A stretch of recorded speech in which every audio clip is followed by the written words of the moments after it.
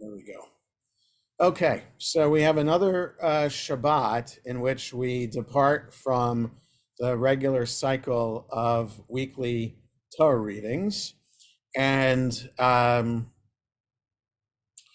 we will resume that next Shabbat with the portion Breshit, and won't have another holiday until Hanukkah in December.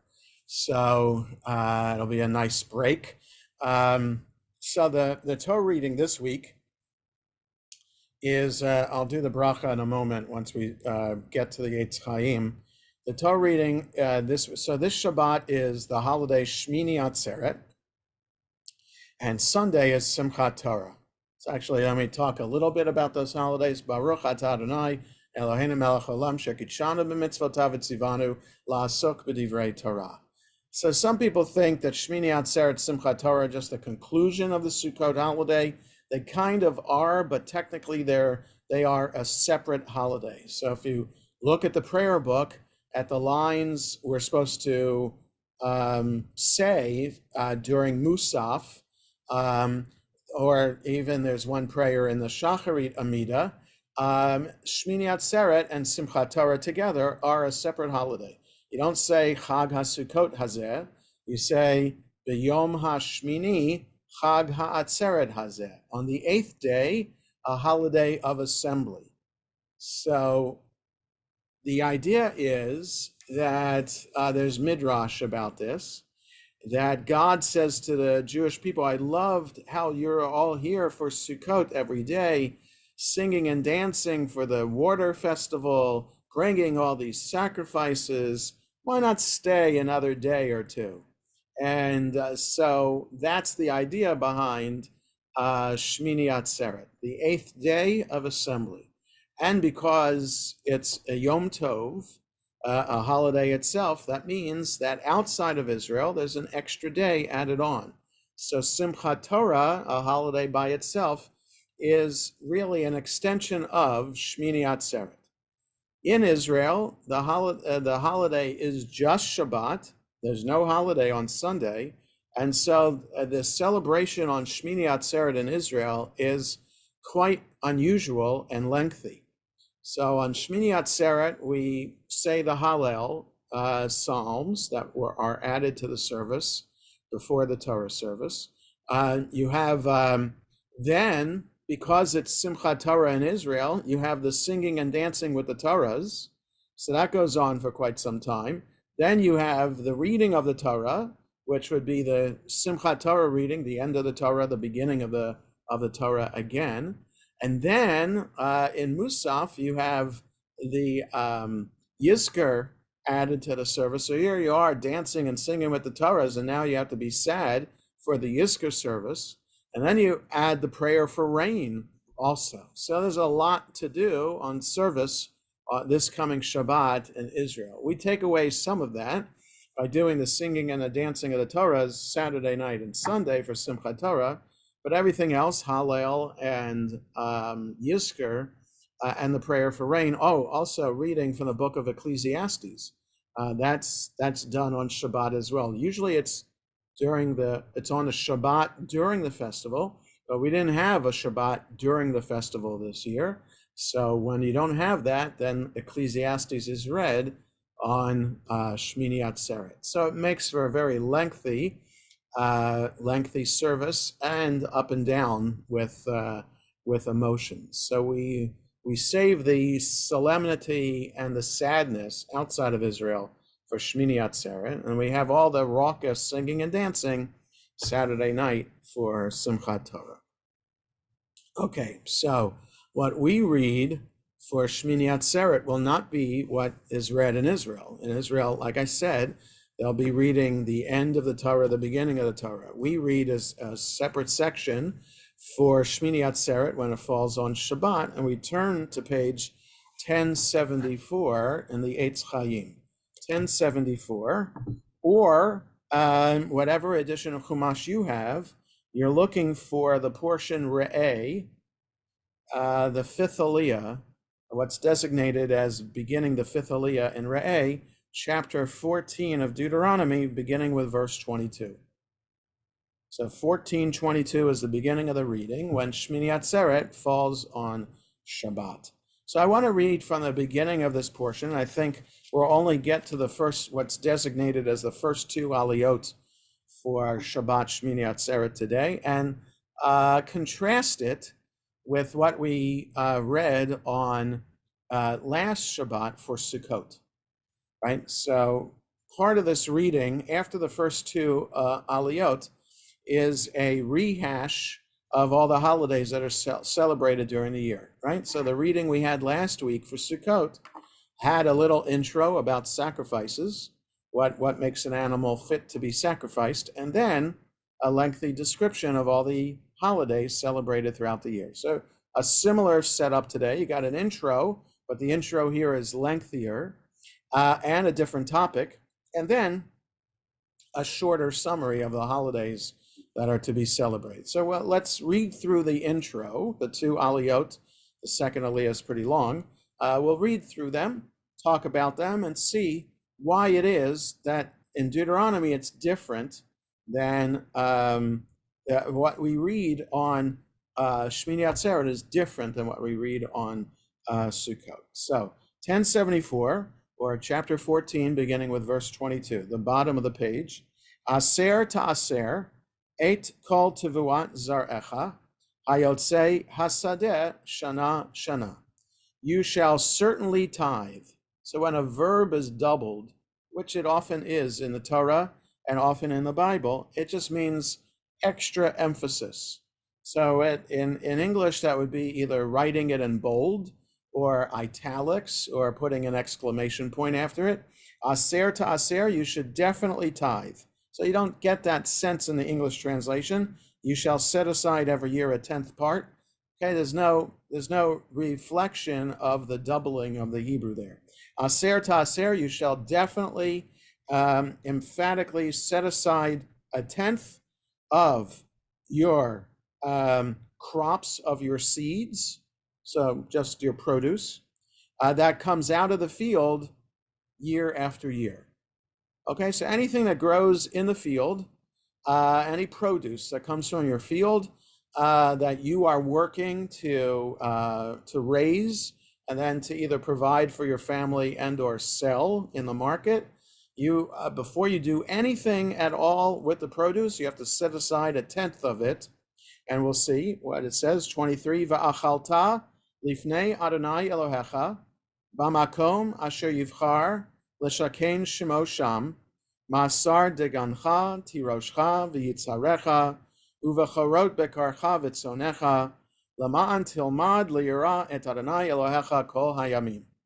So you should eat this tithe before God, your God, in the place that God chooses to make his name dwell, a tenth of your new grain, that's how dagan is translated, your new grain, your wine, and your oil, and the firstlings of your herds and flocks, in order that you learn to fear God, your God, all the days, for God forever. Kol hayamim, all your days, really, that's what it means, right? So designate a tenth of anything that grows from your field or lives on your field, the animals. You take a tenth of the flocks that are born in the springtime, so 1/10 of them that you would offer also, and you would partake of that in the place where God will choose to have his name dwell. So either in the Mishkan when it was settled in the land of Israel, or later when King Solomon built the temple. So that's what you had to do. Everybody from across Israel, across the land of Israel, would take their tithes and bring them to Jerusalem. And it says here, they're supposed to consume that food in Jerusalem. V'chi yirbeh mimcha haderech, ki lo tuchal se'eto, ki yirchak mimcha hamakom, asher yivchar Adonai Elohecha lasum shemo sham, ki yivarechecha Adonai Elohecha, All right, so there's a long run-on sentence here, which doesn't get to the end yet. If the way to this place where God's name dwells, if the way is too long, or because you can't carry the food that distance, or it's too far, the place is too far from you that God, your God, chose to put his name there, because God, your God, has blessed you, right? So in other words, God has blessed you with territory.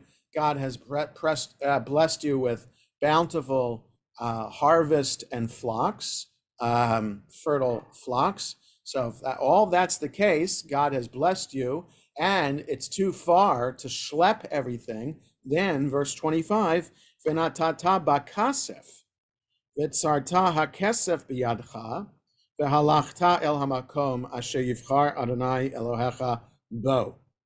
You may give it in money, wrap the money in your hand, and go to the place that God, your God, chose there.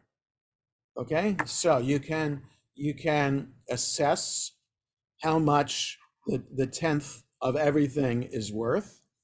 Get the monetary equivalent of that, and bring the money to the temple. Then you don't have to worry about the food going bad or rotting on the journey to Jerusalem, or having to maintain these animals on your way to Jerusalem. So you get monetary equivalent. And then 26, v'natata hakesef v'chol asher te'aveh nafshecha babakar uvatzon uvayayin uvashechar uvachol asher tish'alcha nafshecha v'achalta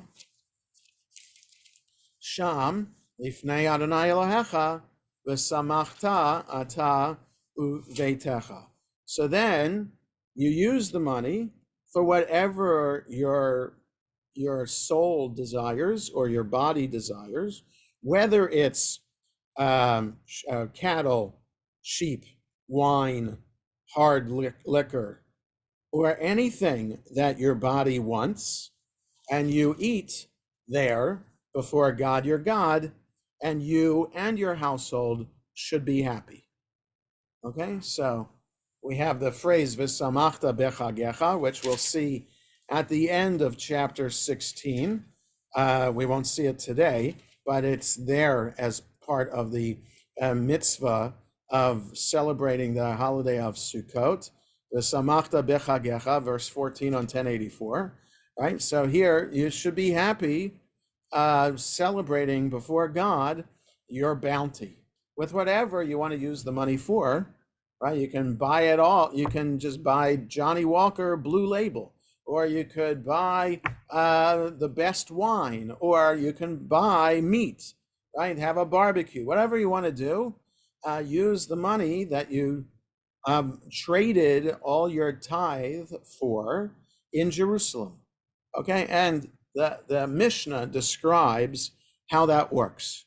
Okay, Torah doesn't describe how it works, and what you do with who you give the flock to in order to get money for, right? Because who's allowed to use the tithe that you're then transferring to money?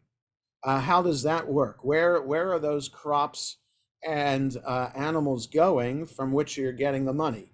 That the Torah doesn't say. Okay, it just says the process happens.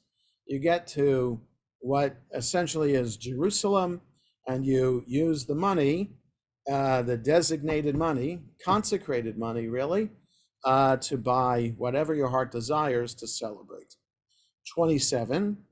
V'halevi asher bish'arecha lo ta'azvenu, ki ein lo chelek v'nachala imach. And the Levi who's within your gates, right, in your borders, the Levi as part of your population, don't forsake him, because he does not have a portion or a place and a portion and an allotted portion with you, right? The tribe of Levi doesn't have a land holding. The tribe of Levi lives in Levitical cities or around the temple, and they take 2-week shifts. And this includes the Kohanim. Actually, Kohanim are a subset of the tribe of Levi, so they take 2-week shifts working at the temple in Jerusalem and then going back to the Levitical cities in which they're living. Okay, so they are sustained. The tribe of Levi is sustained by all of these donations from tithe and other sacrifices that the Levi and a Kohen are allowed to eat. Okay, so that's how the religious system sustains the religious staff, the clergy, through this donation system. Okay, 28. Miktsei shalosh shanim totzi et kol ma'asar tuvoatacha b'shana hahi v'hinachta bisharecha. At the end of 3 years, take out all the tithe of your crops or all your produce in that year and leave them in your gates, literally, or in your settlements. Uva halevi ki ein lo chelek v'nachala imach v'hager v'hayatom v'halmana asher bisharecha v'yachlu v'saveyu l'ma'an yivarechacha Adonai Elohecha b'chol ma'aseh yadcha asher taseh.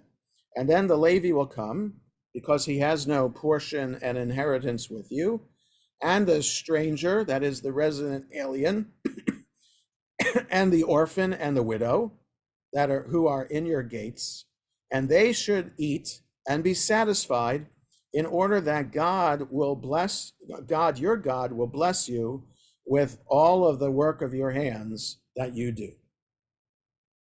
Okay, so every 3 years, this is during the sabbatical year cycle. So every 3 years during the cycle, this is what people are supposed to do to support the Levi. They're supposed to take what they need and will be supported that way, not just for that year, but maybe it'll be left over for other years as well.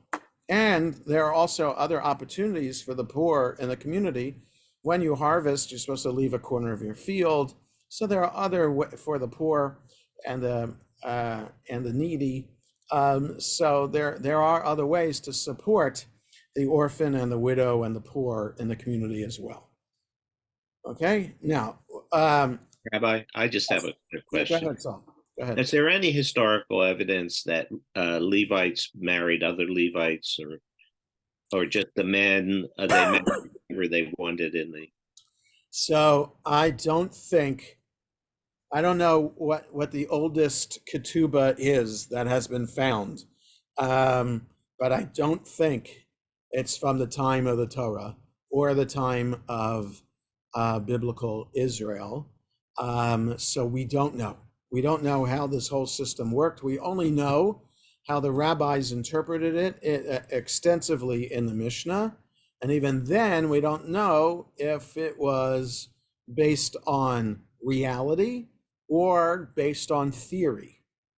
Okay, so we have to assume that some of this was actually followed and adhered to while the temple was standing.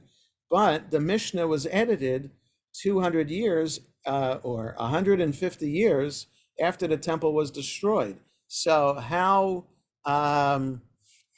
much can we say that the evidence in the Mishnah is factual?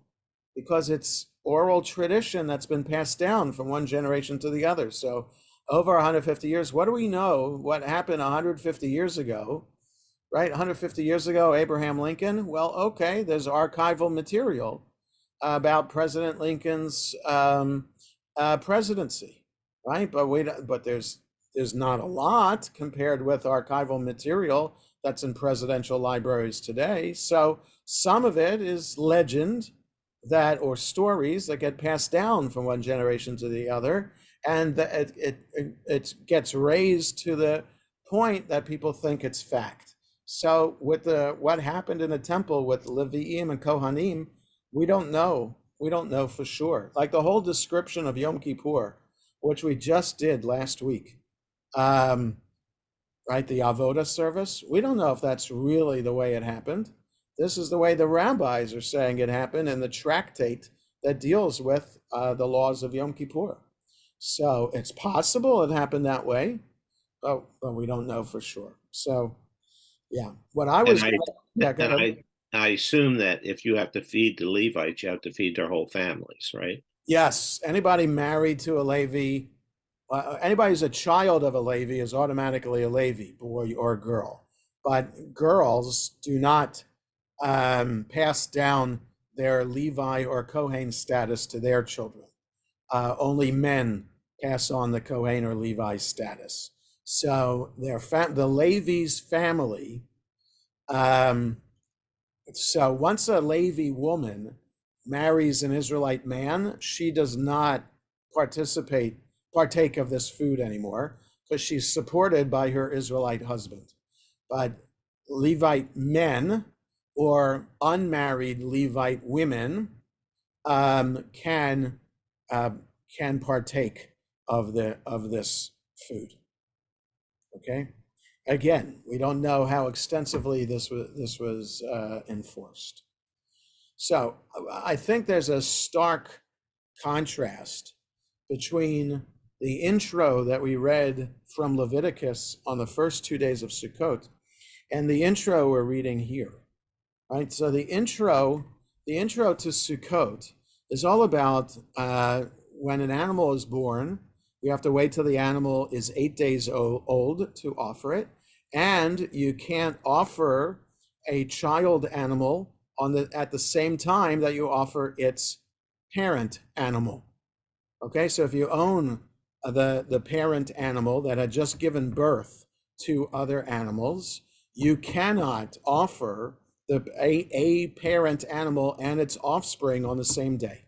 You're just not allowed to do that. So there's a little bit of compassion there that we're learning, but it's all about the sacrifice. And then the description continues of the holidays offered, and we read the maftir from the second scroll of specifically what sacrifices are offered. Here in Deuteronomy, the rabbis are saying, no, we're not reading that selection from Leviticus again. Let's read from Deuteronomy now. And yes, the description of the holidays, which we'll get to in chapter 16, not get to in our Torah study today, but we get to in chapter 16 in the Torah reading on Shabbat. Yeah, that's the same. Essentially, the holidays are celebrated, but it's fascinating that the intro is different. Here, the intro is all about what we're doing with our produce, right? So, Sukkot is the fall harvest festival. We're bringing the harvest at the 10th of a harvest to the temple, or the monetary equivalent of the 10th of a harvest. And we're supposed to enjoy ourselves, have like a great party with that food, with the money from that food, with whatever we're buying in Jerusalem. So it could be a great hedonistic, narcissistic kind of celebration. But what the Torah is saying here, wait a second, you and your family are going to be happy. Don't forget, you have to take care of the Levi, the orphan, and the widow, and the resident alien, right? Resident aliens in the land of Israel never get a land portion. They live at the mercy of however they're living in the land of Israel.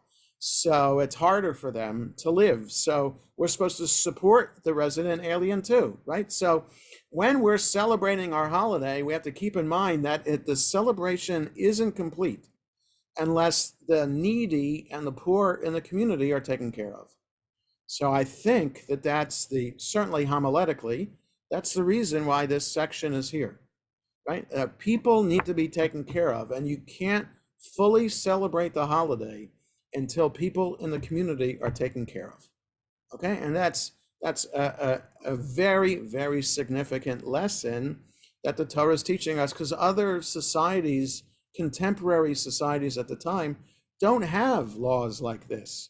And if you're poor or indigent in another society near the land of Israel at the time of the Bible, you're stuck. You sell yourself into slavery, and then you live at the mercy of your master. That's what you do if you don't have money in another society. Here, Israel is being taught, no.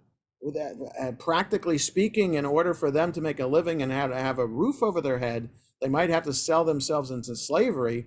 but we're going to make sure that they're well fed, that they're not going to die in servitude from malnutrition. Right? And there are laws also about how to treat a slave, which comes up next in as the second aliyah for Shemini Atzeret. Okay, so the idea of compassion and the idea that we always have to be looking out for the welfare of others in the community is part and parcel of how we celebrate the holidays. Okay, which is why we have the collection. That's the easiest thing we can do, the least we can do is bring a non-perishable food to be donated to Only Help when we come to shul over the holidays. So that's the equivalent of this. Is it the same amount? No, but it's doing what Isaiah taught. That is the selection for the Haftarah on Yom Kippur morning, and it's doing what Deuteronomy is teaching here for how we observe all the festivals. Okay. So we'll go on a little bit more with chapter 15, what's designated as the second aliyah, which goes really all the way to page 1080, verse 18. Then we get to the section about the animal and how it's fit for sacrifice. Okay, verse 19 of chapter 15 is the corollary to what we read in Leviticus for how the Torah reading started. All this is before that, adding these laws of agricultural compassion. Okay, so chapter 15, verse 1, I'm on the bottom of 1076. Miketz sheva shanim ta'aseh shmita. At the end of 7 years, you shall have sabbatical, or it says remission of debts. So shmita is like the sabbatical year system. Okay, so so technically that would be shnat shabbaton, a year of sabbatical. Shemitah here, I guess technically is remission of debts. Okay, every 7 years, if you are indebted to somebody, let's say I borrow money from Jules. So it's a 7-year loan agreement. That is, if the loan is taken in the first year of the 7-year cycle. My interest rate for paying back should be a better interest rate because I have longer to pay back Jules for his loan. But if I take a loan in the 6th year, knowing that the 7th year the loan is going to be forgiven, then the interest rate during that year is going to be greater. At least that's the little bit of finances I know and how people can make a living loaning money. That's just how it works. The 7th year is a remission of debts. In rabbinic times, this was not feasible. This kind of system of every 7 years could not allow for the society and its economic structure to function. So Hillel came up with something called a prose bool, which is a Latin or a Greek word, kind of like a loophole, saying that the court can take over its debt. So I borrow money from Jules, and we know that the sabbatical year is coming, and I still owe Jules money. Then instead of Jules forgiving the loan, which would be ideal based on the Torah, Jules goes to court to a Beit Din, and the Beit Din assumes the loan. So I pay the court what I continue to owe, and then the court pays Jules what he is owed. Okay, so the Hillel, then, this great sage from 2,000 years ago, came up with this workaround to enable society to still function, for people to still be able to borrow money, and for people to still be willing to loan money, right? Because if loans are forgiven in the 7th year, then it's not a sustainable system. What's Jules' motivation to loan me money, right? You can't rely on the fact that Jules might like me. That like shouldn't enter into business relationships. It's just a business relationship. So that's what Hillel did. Okay, so remission of debts every 7th year. 2. V'zeh davar hashmita shamot kol baal mashe yado asher yasher bere'ehu lo yigos et re'ehu v'yet achiv ki kara shmita l'Adonai.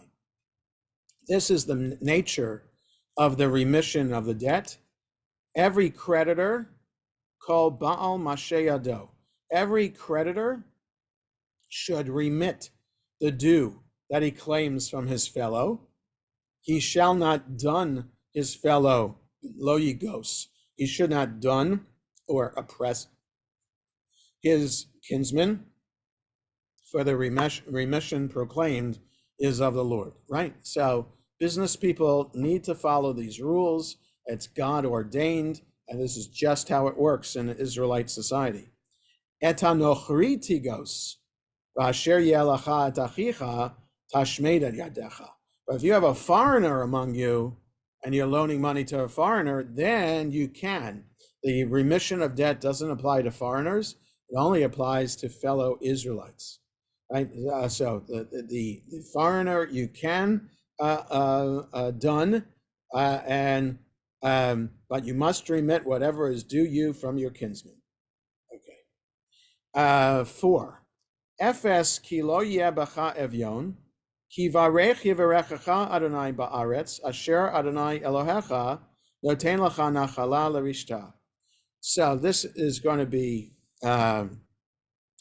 argued against a little bit later in this aliyah, in verse 7. So there will never be poor among you, because God will bless you in the land that God, your God, is giving you as an inheritance to inherit. Rak, verse 5, im shamoa tishma b'kol Adonai Elohecha, lishmor la'asot kol hamitzvah hazot, asher anochim etzavacha hayom. Only, so this will work. There will not be any poor, verse 5, only if you verily listen to. Right? This is another repetition of a verb. So if you emphatically listen or obey to the voice of God, your God, to observe and do all of this mitzvah that I am commanding you today. 6. Ki Adonai Elohecha beirachacha kasher diber lach v'ha'avatata goyim rabim v'ata lo tavot umashalta b'goyim rabim uvacha lo yimsholu. Because God, your God, has blessed you, as he has spoken to you. You will extend loans to many nations, and you will not need to borrow.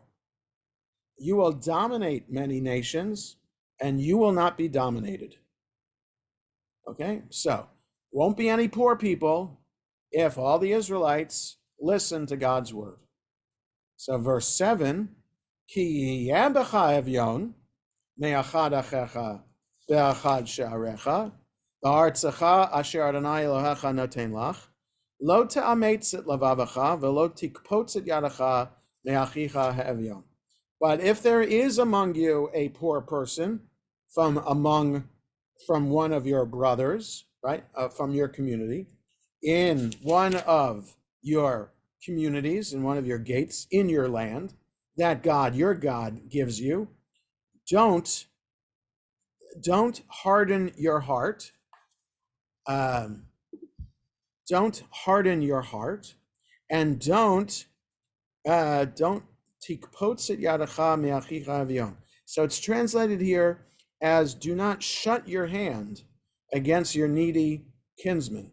So in modern Hebrew, so this is with the letter pei. With the letter fe, likfotz means to jump.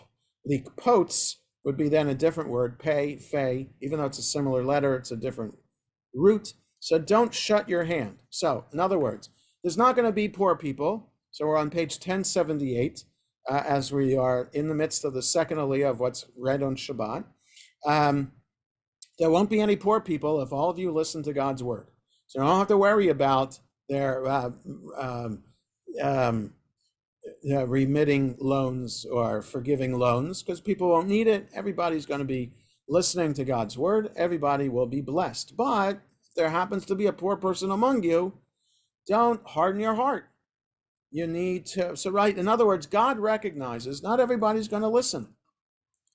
Even though the ideal would be for the entire Israelite community to follow God's ways, even God knows, God can be hopeful, but God knows that the people are just not going to follow through. So therefore, they're going to be poor people. So instead of being angry at the poor person, you're poor because you neglected to follow in God's ways, I'm not poor because I followed in God's ways. Why should I help you? God is saying behind these words, right? In other words, people are blessed because they're following in God's ways. There's somebody in your community who's obviously not blessed. Don't think the worst of him, that he's a transgressor or he's an evil person. It just happens that there's going to be poor people, and we can't harden our hearts to them. Right? Verse 8, Ki fatoach tiftach et yadcha lo, v'ha'avet ta'avitenu de machsoro asher yechsar lo. So you should, again, a doubling of the verb. You should definitely open your hand to him, and ha'avet ta'avitenu, again, doubling the verb, definitely give him a loan of what he needs, what is satisfactory to him. That is what that would otherwise be lacking. Now, the Talmud talks about everybody has different set of needs of what they need to be able to survive. And there are some people who might expect a more luxurious lifestyle. So the rabbis say the communal food pantry and the communal free loan society is supposed to accommodate wealthy people who are suddenly indigent, with a level of support to maintain the lifestyle that they had come to expect. So it seems that it's not fair, right? Somebody can be satisfied with a lot less, but if you were not satisfied with less all this time because you had achieved a certain standard, the rabbis are saying, better for the community to invest in donations in order to ensure that the person is provided for. So we can discuss that at another time more extensively, but I just would bring that up here, that sufficient for whatever he needs, the English translation is subjective. It's not an objective amount.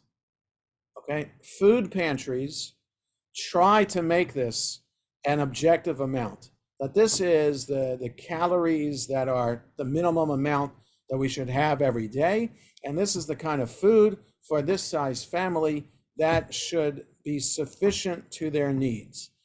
And there aren't food pantries that would allow a wealthy person to come by and get extra food just because they were wealthy and expected more.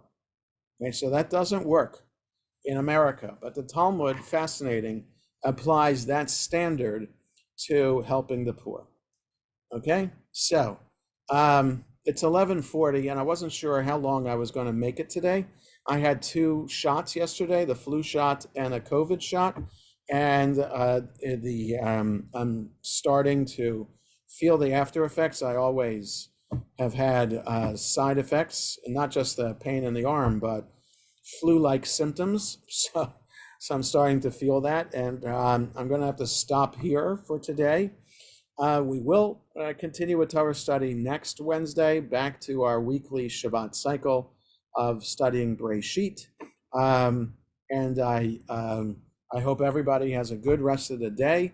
Moadim l'simcha, as they say, as a greeting for during the holiday of Sukkot. May we enjoy the holiday, and Chag Sameach for the end of the week with Shemini Atzeret and Simchat Torah. Okay. Yasher Koach. Jonah, Yeah. where'd you have the COVID shot? I did it with CVS. Oh, okay. Yeah. All right. Take care. Okay, feel better soon. All right. Yes. Thank you.